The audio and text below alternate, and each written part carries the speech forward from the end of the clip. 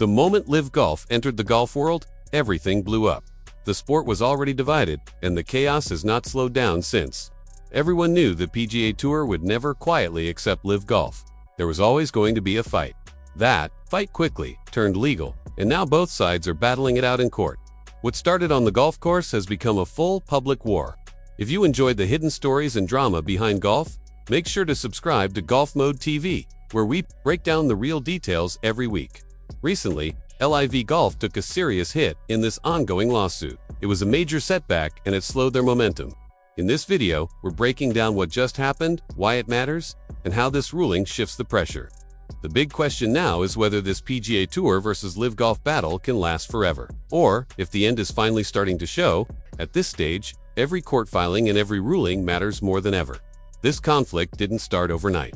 Back in 2019, rumors began spreading about a new golf tour that wanted to challenge the PGA Tour. At first, it was called the Super Golf League, a name most people barely noticed, but the idea was serious. PGA Tour Commissioner Jay Monahan responded quickly, warning players that joining a rival league would mean losing access to PGA Tour events. There would be no middle ground. By 2020, the Premier Golf League started talks with Saudi investors. These talks were not about partnerships. The Saudis wanted to build their own league. Their pitch was simple: bigger money, fewer events, and less pressure on players. When the PGA Tour saw this coming, it joined forces with the European Tour.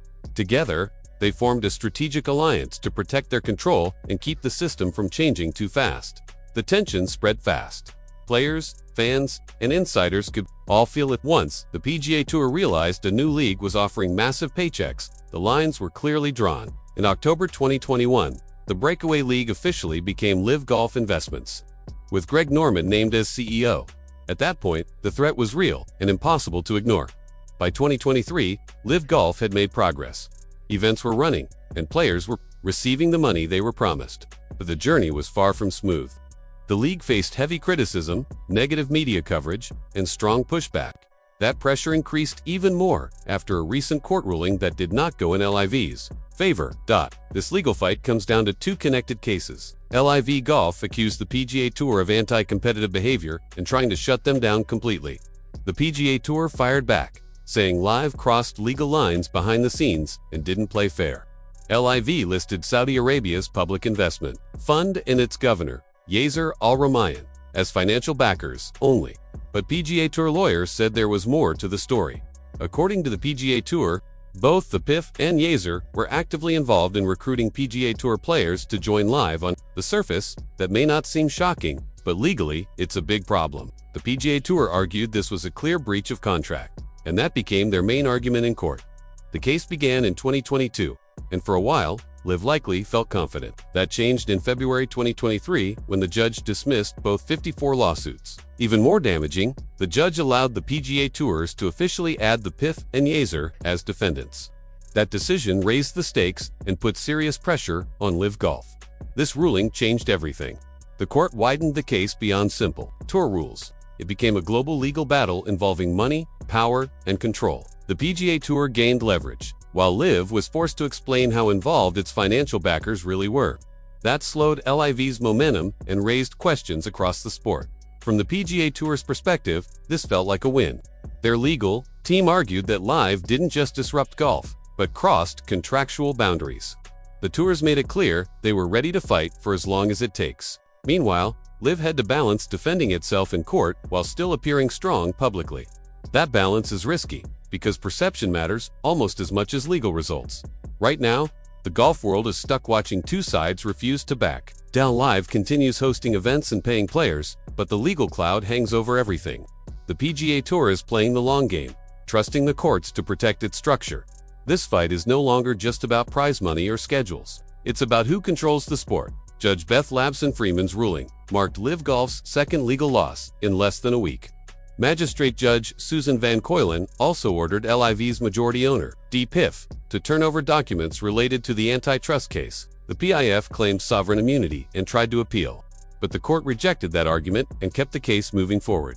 A key issue is LIV's claim that the PIF and Yasser were only investors. The PGA Tours disagreed, pointing to documents, but suggested they were deeply involved in recruiting players.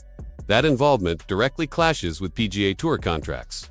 and is where the legal fight becomes intense. Players were pulled into the battle as well. Phil Mickelson was one of 11 golfers involved in legal action against the PGA Tour. At the same time, the court ruled that certain 54 contracts and business plans would remain sealed, keeping some sensitive details hidden for now. All of this shows how serious the conflict has become. What started as a rival golf league has turned into a massive legal standoff involving global money and influence.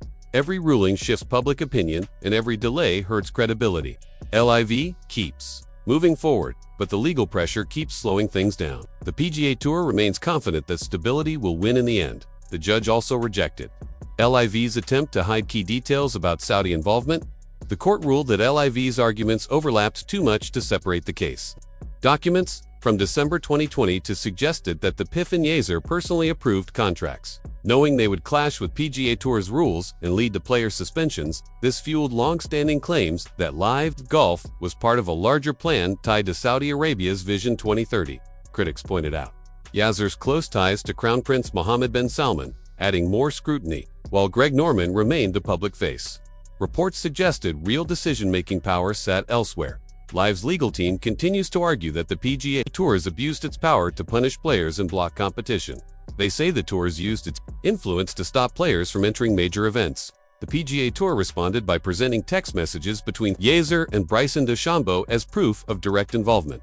That message became a key piece of evidence. It blurred the line between investor and operator. In court, that distinction matters. If leadership was directly guiding player moves, LIV's legal position weakens. LIV insists the PGA Tour is afraid of competition and change. Bigger payouts and fewer events were pitched as progress. But the court demanded proof, not slogans. What looked like a golf rivalry turned into a serious legal battle where documents matter more than emotion. At this point, the case is about control of professional golf itself. Players, fans, and sponsors are watching closely. One ruling could change everything. PGA Tour's lawyer, Elliot Peters, summed it up clearly in court, saying this wasn't how a government investor behaves, but how someone running a golf league behaves. Any profits or losses from LIV flowed directly back to the FIV. LIV has faced accusations of sport crushing, and Saudi Arabia's human rights record continues to fuel backlash. That background keeps the pressure high and the scrutiny intense.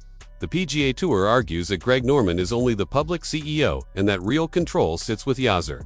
According to the tour, even contracts and payments require approval from the top. With LIVGolf now taking 2 major legal hits, the future looks uncertain for the breakaway league.